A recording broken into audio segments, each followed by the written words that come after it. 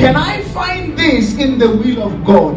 Is it the desire of God that I be in this situation? When Job was in a situation, it was allowed, but it was limited. When God spoke to Satan, God was prophesying. God was saying, you can only come this far. A prophetic word will tell whoever it is to say, you can only come this far. I don't know about you, but this morning I came to say to you, it was prophesied. You may not know what God is doing, but I want you to know that if it was prophesied, no one can tamper with it. No one can change the plan of God. No amount of dangerous prayers can change the plan of God for your life. No matter how much the devil brought opposition, it was prophesied that he was going to die, that he was going to be buried, and on the third day he will rise again. It was documented like that. You follow it, you are going to enjoy the benefits that come with it. I love the way he said it. He talks about the saints benefiting from the resurrection. These are the people who walk according to the document, the prophetic document, because they know that when he died, it was according to the prophecy. So you have nothing to worry about. When it is prophesied, there is nothing to worry about. Can you imagine knowing that I'm going to be fired from my job, but it's prophesied? I don't have to worry. Can you imagine you are sick? It was in the prophetic document. It was allowed.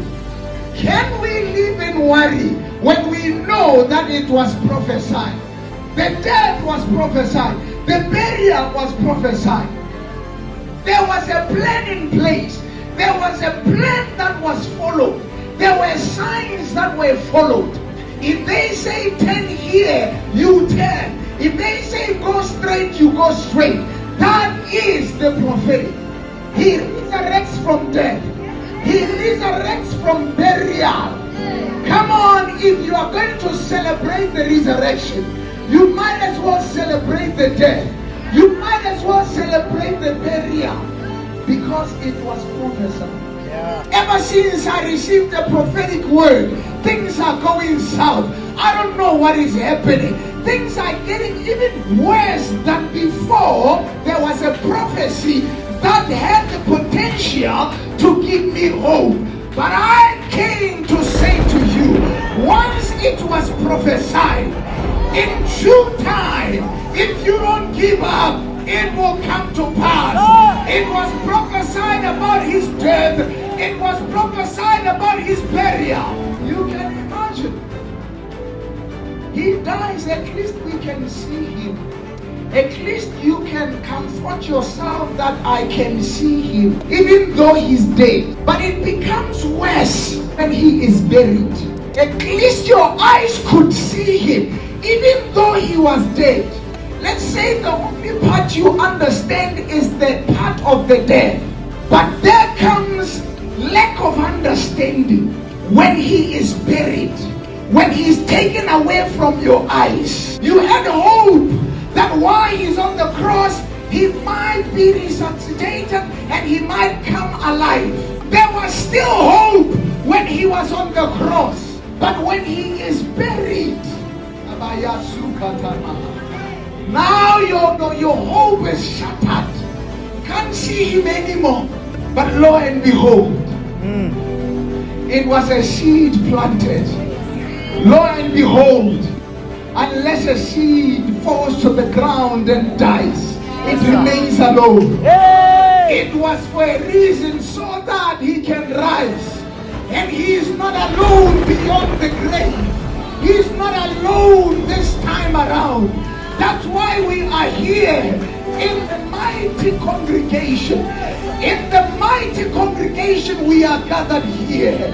In the assembly of the gods. In the assembly of the saints. We are here because of what we looked at as though it was hopeless.